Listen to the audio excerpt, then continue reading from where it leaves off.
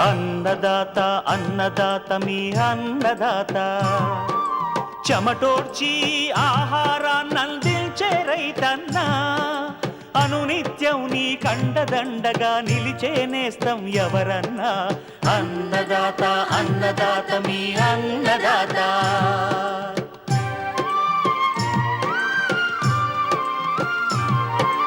నూతన రీతుల సాగుబడికి, నూరింతలు పెరిగే దిగుబడికి సూచనలిచ్చే సస్య రక్షణకు, పశు పోషణకి శాస్త్ర విజ్ఞానం అందించి ముందుకు నడిపే తెలుగు రైతు భారతదేశానికి మకుటం అయ్యేలా తీర్చిదిద్దే ఆశయంతో మిమ్ము మేలు కొలిపేది అన్నదాత. అన్నదాత అన్నదాత మీ అన్నదాత. అన్నదాత అన్నదాత మీ అన్నదాత.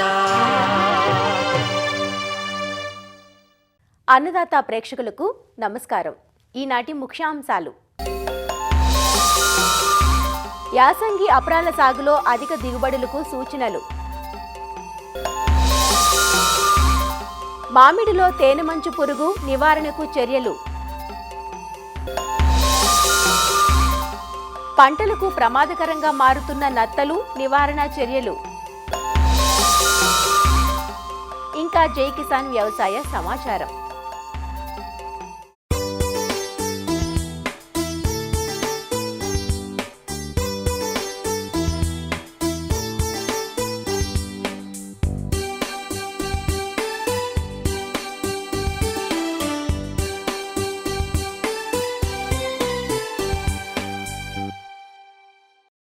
ఇటీవలి కాలంలో రైతుకు నమ్మకమైన ఆదాయాన్నిచ్చే పంటలుగా అపరాలు ఆదరణ పొందుతున్నాయి.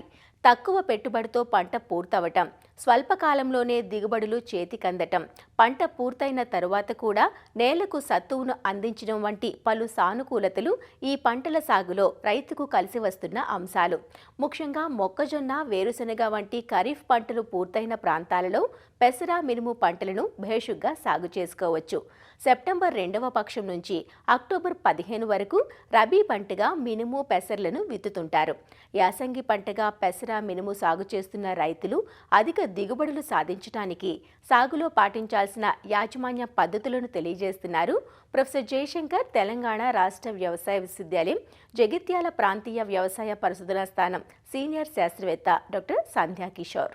రబీలో సాగే అపరాల పంటల గురించి ఆలోచించినట్లయితే అక్టోబరు 3వ వారం వరకు కూడా మనము స్వల్పకాలిక అపరాల పంటలైన పెసర, మినుము లాంటి పంటలను ఎంచుకోవచ్చు. ఈ పెసర, మినుము పంటల్లో రకాల గురించి ఆలోచించినట్లయితే రబీలో సాగేందుకు అనుకూలమైన పెసర రకాల గురించి చూసినట్లయితే పెసరలో WGG 42 యాదాద్రి అనే రకము, WGG 37 అనే ఏకశిల అనే రకము, ఈ రెండు రకాలు కూడా ప్రాంతీయ వ్యవసాయ పరిశోధనా స్థానం వరంగల్ నుంచి విడుదల కాబడినవి. పంటకాలము 60 రోజులు, కాయ పొడవుగా ఉంటుంది, గింజ లావుగా మెరుస్తూ ఉంటాయి. ఎకరాకు 4 నుంచి 5 క్వింటాల సగటు దిగుబడినిస్తూ పల్లాకు తెగులను సమర్థవంతంగా తట్టుకునే రకం. మదిర పరిశోధనా స్థానం నుంచి విడుదల కాబడిన MGG 385 అనే రకాన్ని కూడా ఎంచుకోవచ్చు. ఈ రకం యొక్క కాలపరిమితి చూసుకున్నట్లయితే 70 నుంచి 75 రోజులు, ఎకరాకు 6 నుంచి 7 క్వింటాల దిగుబడి సామర్థ్యాన్ని ఇచ్చే రకం.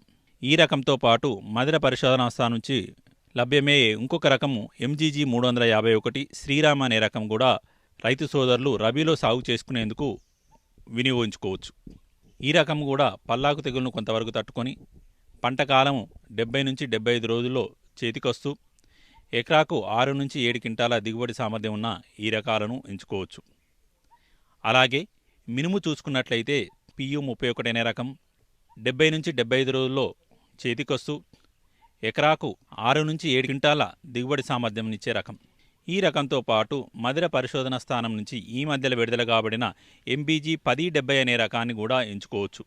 గింజ మెరవకుండా పల్లాకు తెగులను సమర్థవంతంగా తట్టుకొని 70 నుంచి 75 రోజుల్లో చేతికొచ్చే ఈ రకము ఎకరాకు 6 నుంచి 7 క్వింటాల దిగుబడి సామర్థ్యాన్ని ఉన్న రకంగా చెప్పుకోవచ్చు. TBG 104, GBG 1 ఈ రకాలను కూడా ఎంచుకోవచ్చు. ఈ రకాలు కూడా 70 నుంచి 75 రోజుల్లో చేతికొచ్చి ఎకరాకు 6 నుంచి 7 క్వింటాల దిగుబడి సామర్థ్యం ఉన్న రకం. పెసర మినుము సాగు చేసేందుకు అన్ని నేలలు అనుకూలం. ఎకరాకు 8 కిలోల విత్తనాన్ని విత్తేటట్లు సేకరించుకోవాలి. విత్తనాన్ని మొదటగా థైరమ్ 3 గ్రాములు కిలో విత్తనానికి లేదా కార్బండజిమ్ 2 గ్రాములు కిలో విత్తనానికి పట్టించి విత్తన శుద్ధి చేసుకోవాలి. తర్వాత కీటకనాశినైన ఇమిడాక్లోప్రిడ్ 5 మిల్లీలీటర్లు కిలో విత్తనానికి పట్టించి విత్తన శుద్ధి చేసుకోవాలి. చివరగా 200 గ్రాముల రైజోబియం కల్చర్ను ఈ 8 కిలోల విత్తనానికి పట్టించి విత్తన శుద్ధి చేసుకోవడం ద్వారా పంటలో వేరుబుడుపలు పెంచుకొని దిగుబడులు పెంచుకోవచ్చు. ఆఖరి దిక్కులో 2 టన్నుల పశువుల ఎరువుతో పాటు 18 కిలోల యూరియా మరియు 125 కిలోల సింగిల్ సూపర్ ఫాస్ఫేట్ను ఆఖరి దిక్కులో వేసుకోవడం ద్వారా మొక్కకు కావలసిన నత్రజని భాస్వరాన్ని అందించిన వారమవుతాం. లేదంటే 50 కిలోల డిఏపి ఎకరానికి చివరి దిక్కులో వేసుకోవడం ద్వారా పంటకు అవసరమైన పోషకాలను అందించిన వారమవుతాం. విత్తుకునేటప్పుడు సాలుకు 22.5 సెంటీమీటర్లు, మొక్కకు 10 సెంటీమీటర్లు ఒత్తుగా విత్తుకోవడం ద్వారా చదరపు మీటర్కు మొక్కల సంఖ్య పెంచుకొని అధిక దిగుబడులు పొందవచ్చు. తర్వాత తొలి దశలో కలుపు యాజమాన్యం అనేది స్వల్పకాలిక అపరాల పంట అయిన పెసర మినుములో అధిక దిగుబడులకు చాలా కీలకం. అందుకోసం గాను విత్తిన తర్వాత 36 గంటల్లోపు భూమిలో తగు తేమ ఉన్నప్పుడు పెండిమిథాలిన్ అనే కలుపు మందును 750 మిల్లీలీటర్లు 200 లీటర్ల నీటిలో కలిపి పిచికారీ చేయడం ద్వారా తొలి దశలో వచ్చే కలుపును నివారించుకోవచ్చు. విత్తిన 18 నుంచి 20 రోజుల తర్వాత ఇమాజిత్ పైర్ అనే కలుపు మందును 300 మిల్లీలీటర్లు 200 లీటర్లలో కలిపి పిచికారీ చేయడం ద్వారా వెడల్పాటి కలుపు మొక్కలను సమర్థవంతంగా నివారించుకోవచ్చు. ఒకవేళ గడ్డి జాతి మొక్కలు ఉన్నట్లయితే ఇమాజిత్ పైర్ అనే కలుపు మందుకు ఏజిల్ అనే కలుపు మందును కూడా 250 మిల్లీలీటర్లు 200 లీటర్ల నీటిలో కలిపి ఈ రెండింటిని ట్యాంక్ మిక్స్ ద్వారా పిచికారీ చేయడం ద్వారా తొలి దశలో వచ్చే కలుపును సమర్థవంతంగా నివారించుకోవచ్చు.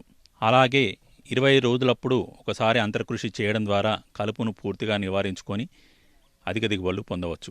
పెసర మినుములో తొలి దశలో రసం పీల్చే పురుగుల ఉధృతి ఎక్కువగా ఉంటుంది కాబట్టి, ముఖ్యంగా తామర పురుగుల ఉధృతి ఎక్కువగా ఉంటుంది కాబట్టి మోనోక్రోటోఫాస్ 1.6 మిల్లీలీటర్ లీటర్ నీటికి లేదా ఫిప్రోనిల్ 2 మిల్లీలీటర్లు లీటర్ నీటికి కలిపి పిచికారీ చేసుకోవచ్చు.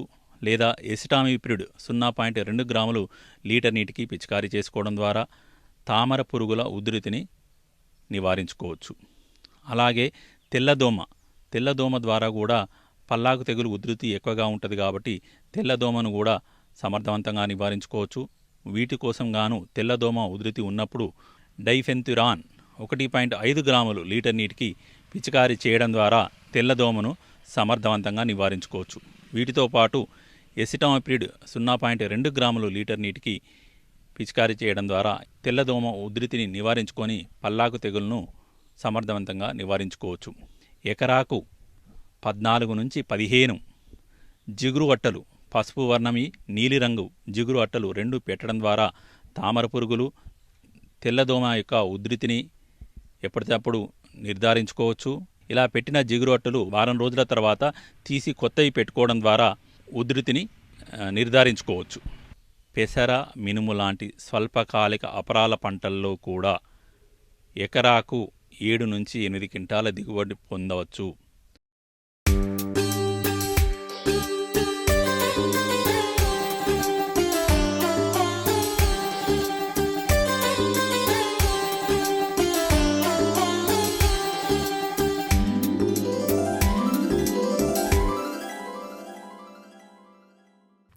మారుతున్న వాతావరణ పరిస్థితులు ఇప్పటికే ఎన్నో ప్రకృతి వైపరీత్యాలను కలిగిస్తున్నాయి. దీని ప్రభావం వ్యవసాయ రంగంపై స్పష్టంగా కనిపిస్తోంది. సకాలంలో వర్షాలు కురవకపోవటం, ఒకవేళ కురిసినా తక్కువ సమయంలో అధిక వర్షపాతం నమోదు కావటం, అటుపై బెట్ట పరిస్థితులతో మన ప్రధాన వృత్తి కుదేలవుతోంది. దీనికి తోడు కొత్త చీడపీడలు పంటలను పీల్చి పిప్పి చేస్తున్నాయి. ఒకప్పుడు చెరువులు, కాలువల గట్లపై కనిపించే నత్తలు నేడు పంటలకు పెను సవాలుగా మారుతున్నాయి. ప్రస్తుతం ఉభయ గోదావరి, ఉత్తర కోస్తా జిల్లాల్లో అధిక వర్షాల అనంతరం నత్తల బెడద ఎక్కువగా కనిపిస్తోంది. పొడవాటి కొమ్ములు, మీసాలతో భయం గొలిపే ఆకారంలో ఉండే నత్తను ఆఫ్రికన్ జైంట్ లేదా దెయ్యపు నత్త అంటారు. ఈ పంట ఆ పంట అన్న తేడా లేకుండా అందిన కాడికి పచ్చని ఆకులను మేసేసి మోళ్లను మాత్రమే మిగుల్చుతున్న ఈ నత్త గత 2 ఏళ్లుగా రైతుకు కంటి మీద కునుకు లేకుండా చేస్తోంది. వీటి నివారణ చర్యలను తెలియజేస్తున్నారు ఆచార్య ఎన్జీ రంగా వ్యవసాయ విశ్వవిద్యాలయం, పార్వతీపురం మన్యం జిల్లా రస్తా కుంటూబాయి కృషి విజ్ఞాన కేంద్రం ఉద్యాన శాస్త్రవేత్త డాక్టర్ ఎస్ శ్రీనివాసరాజు.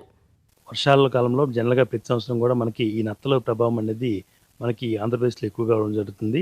దీంట్లో మనకు పార్వతీపురం మన్యం జిల్లా, అదేవిధంగా విజయనగరం జిల్లా, అదేవిధంగా గోదావరి జిల్లాల్లో ఈ నత్తల ప్రభావం అనేది ఎక్కువగా చూడడం జరిగింది. ముఖ్యంగా ఈ నత్తలు అనేవి జైంట్ ఆఫ్రికన్ స్నైల్ అని చెప్పబడే ఈ నత్తలు మన రెగ్యులర్ పెస్ట్ కాదు, ఇది బయట నుంచి వచ్చిన పెస్ట్ కాబట్టి ఇది ఎక్కువగా కేరళకి ఎక్కువ వ్యాప్తి చెంది అక్కడ తీవ్ర నష్టం చేయడం జరిగింది. ఆ నష్టం చేసి ఆ కేరళలో తీసుకొచ్చిన ఒక్క మొక్కల ద్వారా కానీ లేదంటే వేరు వేరు మొక్కల ద్వారా అది కడియం నర్సరీకి వ్యాప్తి చెంది అక్కడ గోదావరి జిల్లాలకు ఇన్ఫెక్ట్ చేయడం జరిగింది అన్ని పంటలకి. అది రీసెంట్గా ఏంటంటే మన విజయనగరం, పార్వతీపురం మన్యం జిల్లా కూడా ఎక్కువగా మనం గమనించడం జరుగుతుంది.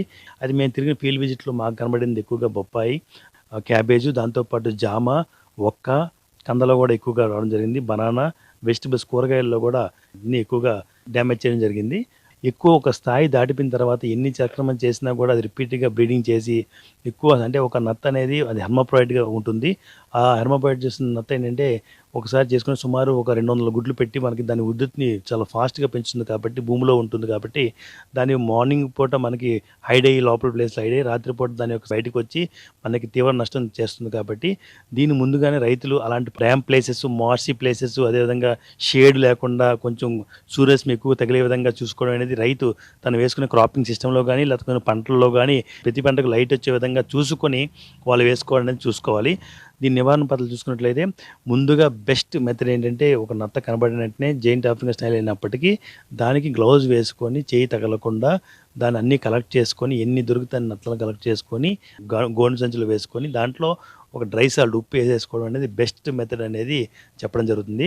అయితే కొంతమంది ఏంటి ఇంకా ఎక్కువ ప్రభావం అయింది ఇంకా ఉన్నప్పుడు అంటే మెటాలిటీ ఒక ఎర్ర దొరుకుతుంది, స్నేల్ కిల్ అని దొరుకుతాము. అయితే అది ఏం చేస్తుంది దానికి ఏంటంటే మనకి అది ఎక్కడైతే ఎర్ర మనం వేస్తామో ఒక స్థాయి దాటిపోయిన తర్వాత ఏమవుతుందంటే అది వేసిన ప్లేస్లో ఆ చుట్టూ ఒక 1 or 2 meters మాత్రమే అక్కడ నత్తలు వచ్చి మాత్రమే దాన్ని దాని వరకు చేరి దాన్ని చనిపోవడం జరుగుతుంది. అంటే ఒక ఎకరాకి మెటాలియైడ్ ఒక స్టిక్స్ వేయాలనుకుంటే మనకు సుమారు 10,000 నుంచి 12,000 రూపాయలు దానికి ఖర్చు అవుతుంది. వేయడానికి అంతా కూడా చేసినప్పటికీ సుమారు ఒక 12,000 నుంచి 13,000, 14,000 ఖర్చు అవుతుంది. కాబట్టి అది ఎవరైనా బయట పెస్ట్ బాతులు కానీ లేకపోతే ఇద్దరు మన కుక్కలు కానీ ఏమైనా తిన్నా కూడా అవి కూడా చనిపోయే అవకాశం ఉంటుంది. కాబట్టి అది కూడా కాస్ట్లీ పద్ధతి కాబట్టి దాన్ని మనం చాలా వరకు చూసుకుంటున్నాము. అలా కాకుండా చుట్టూ కూడా ఒకవేళ కంట్రోల్ చేయాలనుకుంటే మనం ఏం చేస్తామంటే ఈ గోను పట్టాలు తీసుకొని ఆ గోను పట్టాలను సాల్ట్ వాటర్లో ముంచి చుట్టూ కూడా పెట్టినట్టయితే చాలా వరకు బ్యారియర్ క్రాప్ అంటే బయట నుంచి రాకుండా కూడా ప్రివెంటివ్ మెజర్గా చేసుకోవచ్చు. అలా కాకుండా ఏంటంటే మన కాపర్ సల్ఫేట్ మైలుతత్వం దొరుకుతుంది. కాపర్ అనేది రిప్లెంట్గా పనిచేస్తుంది కాబట్టి ఈ యొక్క కాపర్ సల్ఫేట్ని కొంచెం ఎక్కువ సంఖ్యలో మనం అంటే 5 గ్రాములు ఒక లీటర్ నీటి కలిపి అంటే చెట్టుకు వేసుకుంటే చెట్టుకు ఏ చెట్టు అయినా 5 గ్రాములు తట్టుకోలేదు కాబట్టి చుట్టూ బ్యారియర్స్లో ఎక్కడైతే మనం ఆల్రెడీ గోనె పట్టాలు వేసుకున్నామో ఆ గోనె పట్టాలు అన్నింటిని వెంబడి ఈ ఫ్రీక్వెంట్గా ఒక వారం రోజులకు ఒకసారి ప్రివెంటివ్ మెజర్గా కూడా చూసుకున్నట్లయితే ఆ రిప్లెంట్ యాక్షన్ వల్ల ఆ ఫీల్డ్కి ఇది రాకుండా కూడా మనం చేసుకోవచ్చు. ఈ ఐరన్ ఫాస్ఫేట్ అనే మందు కూడా మనం టొబాకో ఆకులను మనం బాగా వేడి చేసి దాని యొక్క డికాషన్ తీసుకొని ఐరన్ ఫాస్ఫేట్ కలిపేయడం కూడా ఒక పద్ధతిగా చెప్పబడుతుంది. బట్ దాని అందుబాటు అనేది కొంచెం ఇబ్బందిగా ఉంది కాబట్టి ఇంకా నెక్స్ట్ ఏంటంటే ఎప్పుడైతే ఈ ప్రభావం దాటిందో ఇంకా దొరకట్లేదు అనుకుంటే అప్పుడు ఈ కాపరు ఐరన్ కాంబినేషన్లో ఉండే ఎరీస్వాల్ కంపెనీస్లో చిలోకాప్ అనే మందు 1.5 గ్రాములు ఒక లీటర్ నీటికి, దాంతోపాటు ఫెర్రోమ్యాగ్ అంటే దాంట్లో ఐరన్, మెగ్నీషియం, సల్ఫర్ ఈ 3 ఉంటుంది. 2 కలిపిన మిక్సర్ మనం స్ప్రే చేసినట్లయితే దాంట్లో ఉన్న కాపరు అనేది రిప్లెంట్గా పనిచేసి దాంట్లో ఉన్న ఐరన్ ఇంజెక్ట్ చేసిన తర్వాత అది తిని దాని కొంతవరకు 30% డ్యామేజ్ గమనించడం జరిగింది. అయితే ఈ కాపర్ అదేవిధంగా ఈ ఫెర్రోమ్యాగ్ అనేది ఎప్పుడు చేస్తామంటే ఎక్కడైతే మనం స్థాయి దాటిపోతుందో, మన హైట్ దాటిపోతుందో, మనకు అందదో, అక్కడ నుంచి మనం దాన్ని కంట్రోల్ చేయాలనుకుంటున్నాం, కలెక్ట్ చేయడం కుదరదో అలాంటి ప్లేస్లో మాత్రం ఇది ఫైనల్ స్టెప్, లాస్ట్ స్టెప్గా చెప్పడం జరుగుతుంది. ఈ విధంగా సమగ్రంగా రాకముందే చేసేది ఒక పద్ధతి, వచ్చిన వెంటనే గమనించి దాన్ని కలెక్ట్ చేసి చంపడం ఇంకో పద్ధతి, ఇంకా స్టేజ్ దాటిపోయిన తర్వాత కంట్రోల్ చేయడం ఈ చివరి పద్ధతిగా మనం చెప్పుకుంటూ చేసుకున్నట్లయితే ఈ నత్తలను చాలా వరకు మనం రాకుండా సమర్థవంతంగా అంటే తర్వాత మనం ఇప్పుడు చేసిన తర్వాత కూడా మన ప్రివెంటివ్గా రాకుండా కూడా చేయొచ్చు.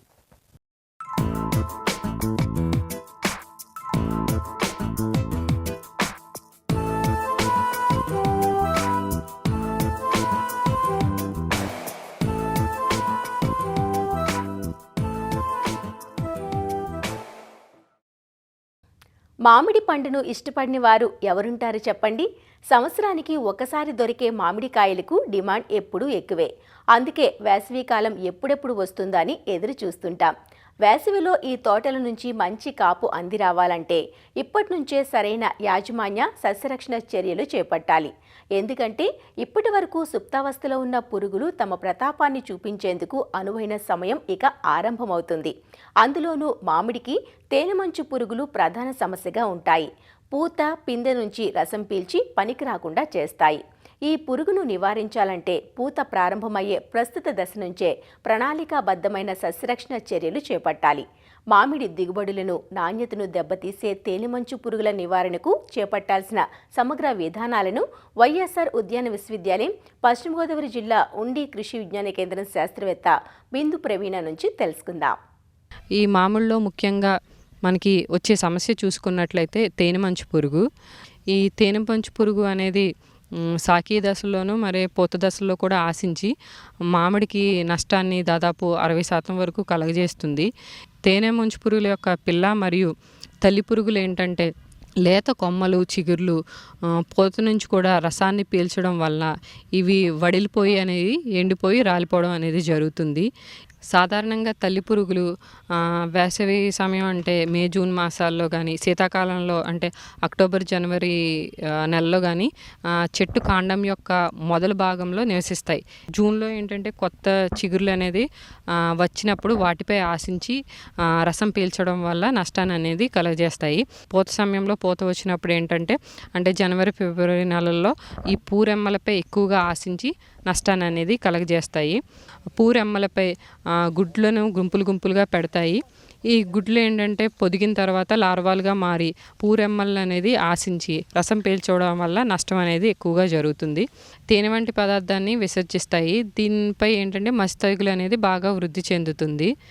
ఈ మస్తెగులు వల్ల ఏంటంటే ఆకులు, కాయల మీద, ఉపరితలం మీద ఏంటంటే నల్లగా మారి కిరణజన్య సంయుక్రియకు అడ్డుగా ఉంటుంది. దానివల్ల ఏంటంటే ఆహారం అందక కాయలు కూడా చిన్న సైజులో ఉంటాయి. అదేవిధంగా ఎదిగిన కాయల మీద ఈ మసిమంగు ఉండడం వల్ల మార్కెట్లో ధర అనేది మనకి అంతగా పలకదు. తేనెమంచు పురుగు నివారణ యాజమాన్యం చూసుకున్నట్లయితే తోటల్లో మనం ఏంటంటే నీరు ఎక్కువగా నిల్వ ఉండకుండా చూసుకోవాలి. ఈ వర్షాలు ఎక్కువగా పడుతున్నప్పుడు మనం ఏంటంటే నీరు అనేది, మురుగునీరు అనేది బయటికి పోయేటట్లు మనం సదుపాయం అనేది కల్పించుకోవాలి. అధిక సాంద్రతలో మనం మామిడి తోటలను పెంచినట్లయితే ఎప్పటికప్పుడు మనం కత్తిరింపులు అనేది జరుపుకోవాలి. లేకపోయినట్లయితే మనకు తేనెమంచు పురుగు ఉధృతి అనేది ఎక్కువగా ఉంటుంది. ఈ మామిడి తోటల్లో ఏంటంటే కత్తిరింపులు చేసిన తర్వాత ఏంటంటే గాలి, తద్వారా వెలుతురు అనేది చెట్టుకి మనం లభించడం వల్ల కూడా వీటి ఉధృతి అనేది తగ్గించుకోవచ్చు. మొదటగా వచ్చేసి చెట్టు అనేది సాకీ దశలో అంటే వెజిటేటివ్ స్టేజ్లో ఉన్నప్పుడు అంటే జూన్ నుంచి అక్టోబర్ ఆ టైంలో మనం లాంబ్డా సైలోత్రిన్ 1 నుంచి 1.5 మిల్లీలీటర్లు కానీ, డైమిథోయేట్ని 2 మిల్లీలీటర్లు కానీ, క్లోరిపెరిఫాస్ అనే మందును 2.5 మిల్లీలీటర్లు కానీ లీటర్ నీటికి కలుపుకొని మనం పూత మొదలయ్యే ముందు ఆకులపైనే కాకుండా ఏంటంటే మొదళ్ళపైన, కొమ్మలపైన కూడా మనం పిచికారీ చేసుకోవాలి. పూత దశ మనకి నవంబర్, జనవరి మాసాల్లో మొదలవుతుంది. పూత విచ్చుకునే ముందు ఏంటంటే బుప్రోఫెజిన్ 25S అనే మందును 1 నుంచి 2 మిల్లీలీటర్లు లేదా థయోమిథాక్సాన్ 25% WGని 0.3 గ్రాములు లేదా ఇమిడాక్లోప్రిడ్ 17.8 SL 0.3 మిల్లీలీటర్లు కానీ ఏదైనా ఒక మందును లీటర్ నీటికి కలుపుకొని మనం పిచికారీ చేసుకోవాలి. మనం ఏదైతే పురుగు మందులను వాడుతున్నామో వాటిని మార్చి పిచికారీ చేసుకోవాలి. పూత బాగా విచ్చుకున్నప్పుడు మనం పిచికారీ అనేది చేయకపోవడమే మంచిది. ఎందుకంటే పుప్పొడి అనేది రాలిపోయి మనకి పరపరాగ సంపర్కానికి ఉపయోగపడే తేనెటీగలు కూడా అవి ఈ పురుగు మందు పిచికారీ వల్ల చనిపోవడం అనేది జరుగుతుంది. అందువల్ల పూత బాగా వచ్చినప్పుడు మనం పిచికారీ చేసుకోకపోవడమే మంచిది. ఇంకొక దశ వచ్చేసరికి పిందె దశ. ఈ పిందె దశలో ఏంటంటే సాకీ దశలోనే వాడిన పురుగు మందులను అంటే లాంబ్డా సైలోత్రిన్ కానీ, డైమిథోయేట్ని కానీ లేదా క్లోరిపెరిఫాస్ని కానీ ఉపయోగించి తేనెమంచు పురుగు అనేది సమర్థవంతంగా నివారించుకోవచ్చు.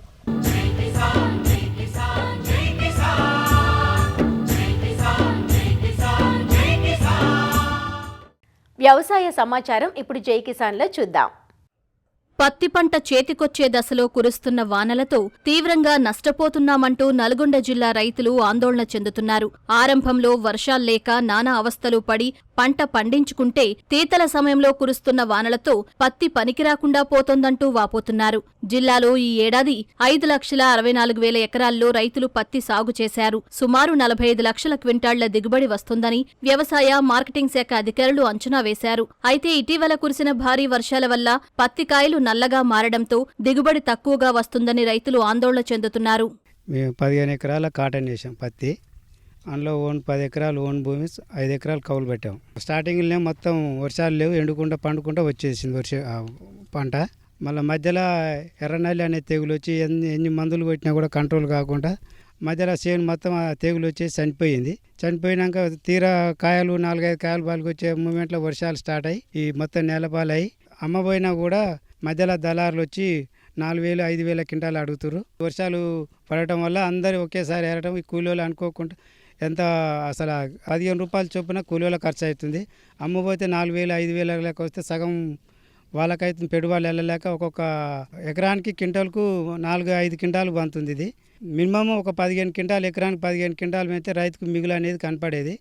5 క్వింటాలు అయితే పెట్టిన పెట్టుబడికి కూలీలకు కూడా సరిపోవటం లేదు. ఇది 10 ఎకరాల పత్తి వేసిన పత్తి మొత్తం ఇట్లా ఖరాబ్ అయిపోయి పంట నష్టం వచ్చి కూలీలు తీసుకొస్తే కూలీల పత్తి ఏరటానికి కూడా అవకాశం లేదు. పత్తి తడిచిపోయి ప్రభుత్వాన్ని ఈ పత్తిని మంచిగా జర రేటు పెట్టి రైతుకు జర అండగా ఉండాలని కోరుతున్నాం సార్. తగ్గిన దిగుబడులకు తోడు తడిసిన పత్తిని తీసేందుకు కూలీలు దొరకక నానా తంటాలు పడుతున్నారు. తడిచిన పత్తిని ఇంట్లో నిల్వ ఉంచలేక అటు సీసీఐ కేంద్రాలు ఏర్పాటు కాక అయిన కాడికి దళారులకు విక్రయించి నష్టపోతున్నామంటూ రైతులు వాపోతున్నారు. 3 ఎకరాల పత్తి చేను వేసిన, ఎకరానికి 20,000 రూపాయలు వచ్చింది. చెట్టుకు 15 కాయలు పడ్డాయి. 3 ఎకరాలకు కలిసి 4-5 క్వింటాలు అవుతుంది. ఎకరానికి 2 క్వింటాల చొప్పున వస్తుంది. దిగుబడి తక్కువ ఉంది. ఈసారి రోగాలు వచ్చినాయి. ఇంతవరకు ఏరలేదు. కౌలు కట్టాలి, ట్రాక్టర్ గిరాయిల మీద పడతాయి. ఈసారి చాలా దారుణంగా ఉంది పరిస్థితి. ఈ సీసీలు గిట్ ఇంతవరకు ఓపెన్ చేయలేదు. ఏరే దశకు వచ్చే టైంలో మాకు వర్షాలు బాగా పడడం వల్ల పత్తి చేతికి అందలేక ఈ పెట్టుబడుల మీద పడి అంత ఆగమాగం అవుతున్నారు. ఎకరానికి వచ్చేసి 25,000-30,000 పెట్టుబడి అవుతుంది. అంతా వర్షాలతో తడిసిపోయి ఎక్కడికక్కడ ఆగమైపోయింది. కాబట్టి గవర్నమెంట్ని మేము వేడుకునేది ఒకటే, మాకు ఏదైనా తక్షణమే రైతులకు ఎకరానికి ఇంత అని సహాయం చేస్తే బాగుంటుందని మా కోరిక. 10 ఎకరాలు పత్తి వేసినాం, అంతా పగిలింది. కూలీలు లేరు. ఉంచినంతలా 10 రూపాయలు అయితే 12 రూపాయల కిలో వాళ్ళకు బట్టిస్తున్నాం. ఆసాయం కొనడానికి ధరలు లేవు. ధర లేక వాళ్ళ కూలీలు మనం ఏరి వాళ్ళకే ఇస్తున్నాం. కానీ పత్తి శాంతి మునిగిపోయింది. మాది 2 ఎకరాలు కౌలుకు తీసుకున్నా, 1,00,000 రూపాయలు పెట్టుబడి పెట్టినా. అలా పత్తి వేసినాం. పంటలు ఇట్లా వర్షాలు వచ్చి మొత్తం దానికి తెగులు వచ్చి రోగాలు వచ్చి వదిలేసి వచ్చి ఇక్కడ పత్తి ఏరుతందుకు వచ్చినాం. మొత్తం పత్తి తడిసి మొత్తం రాలిపోయి తీవ్రమైన నష్టం జరిగింది. ఈ తడిసిన పత్తి కానీ, మొలకొచ్చిన పత్తి కానీ, రంగుమారిన పత్తిని కానీ త్వరగా సీసీఐ ఓపెన్ చేసి రైతులకు మద్దతుగా ఉండి రైతులను ఆదుకోవాల్సిందిగా విజ్ఞప్తి చేస్తున్నాం. ఇక్కడి నుంచి కూడా ఏ గ్రామంలో ఏ పంట వేస్తారో అన్ని లెక్కలు ఉన్నాయి ప్రభుత్వం దగ్గర. కానీ ప్రభుత్వాలు ఏం చేస్తున్నాయి, ఇన్సూరెన్స్ చేయించలేకపోతున్నాయి. క్రాప్ లోన్ తీసుకున్నప్పుడు అన్ని కట్ చేసుకుంటారు. రైతుకి ఏమవుతుంది, పంట ఇన్సూరెన్స్ చేస్తే ఈరోజు మేము బయటపడేవాళ్ళం. కొద్దిగా ప్రభుత్వం ఆ దృష్టిలో కూడా చూడాల్సిన అవసరం ఉంది. పత్తికి మద్దతు ధర 8,110 ఉన్నప్పటికీ వ్యాపారులు 6,000కు మించి పెట్టడం లేదంటూ వాపోతున్నారు. తడిచిన పరిస్థితుల్లో క్వింటాలు 4,000 కూడా దక్కని పరిస్థితి వచ్చిందంటూ ఆందోళన చెందుతున్నారు. ప్రభుత్వం తమపై దయ ఉంచి సీసీఐ కేంద్రాల ద్వారా తడిచిన పత్తిని కొనుగోలు చేయాలంటూ రైతులు కోరుతున్నారు. మరిన్ని విభిన్న అంశాలతో రేపటి అన్నదాతలో మళ్ళీ కలుసుకుందాం. నమస్కారం. అన్నదాతలు తమ సందేహాలు, సమస్యలను 1800-425-4085 టోల్ ఫ్రీ నంబర్లో ఉదయం 10 నుంచి 11 గంటల మధ్య పని దినాలలో సంప్రదించగలరు. ఈ కార్యక్రమాన్ని యూట్యూబ్లో www.youtube.com/అన్నదాత ఈటీవీ లింక్ ద్వారా వీక్షించవచ్చు.